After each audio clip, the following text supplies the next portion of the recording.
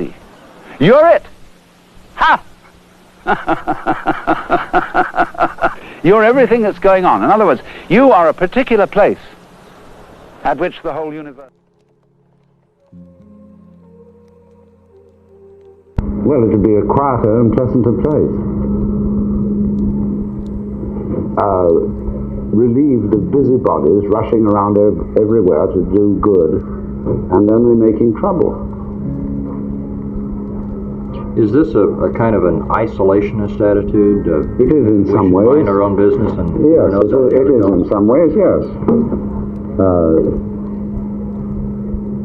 We need to abandon the policy which I would call, kindly let me help you or you'll drown, said the monkey, putting the fish safely up a tree.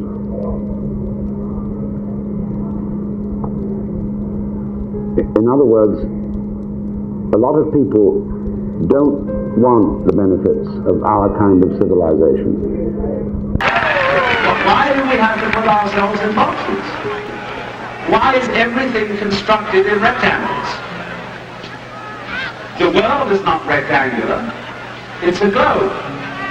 The mountains are not rectangular, and yet you drop a gridiron pattern of streets on a city like San Francisco, which is a lot of hills, and therefore you have accidents with runaway cars and all kinds of problems. Because you see, the concepts that we have in our heads do not fit nature. The Greeks gave us the notion that there are 3 dimensions. There are not 3 dimensions. That is a purely abstract idea. Space is not full of rods going this way, and this way. That's merely an abstract form of measurement. When nature gets together, it tends to become spherical and hexagonal, like bubbles on soap, honeycombs, and things of that kind. Because everything that exists is vibration. It goes on and it goes off, on and off, on and off. And so the on part is what we call birth, and the off part is what we call death. And you can't have one without the other, just as you can't have a front without a back, light without darkness, or solid without space. And so, you are it.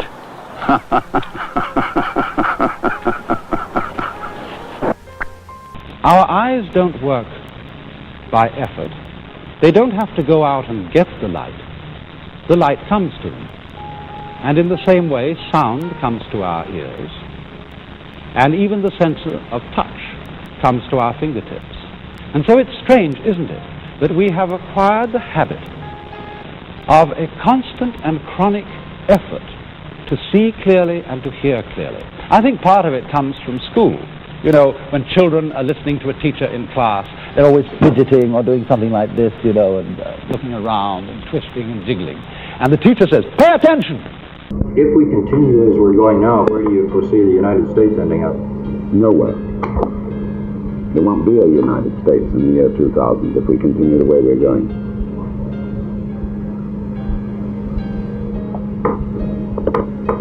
It'll be a barren, eroded country, a desert. Is there some kind of practical, concerted action that can be taken? Yes, concerted action is less action. Quiet down. Stop this perpetual agitation to go somewhere. Get the future, see? The future is nothing but an abstraction. There is no future. There's an old story about an Indian king who one day woke up in the morning and turned to his bedside to look at himself in the mirror. He had a mirror like this. You know, these old bronze mirrors, which used to be polished on one side and then had a design of some kind on the other. And here he was with the mirror beside his bed, and he was kind of bleary-eyed in the morning, and he picked it up and looked into the wrong side. And he said, where's my head? I've lost it. And he summoned all his attendants and started running around all over his apartment looking for his head. And when the attendants arrived, they said, but your majesty, O king, live forever. It's still on your shoulders. You looked in the wrong side of the mirror. The recollection or remembering of something that mankind as a whole seems to have forgotten. Because when you discover that you aren't running this universe, you're not even running your own breathing, and you say, who's in charge around here? Well, nobody's in charge. There never was anybody in charge. There's just this happening.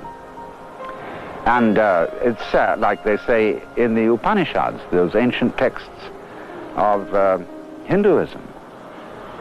They say, Tattvamasi, you're it. Ha! You're everything that's going on. In other words, you are a particular place at which the whole universe is focused.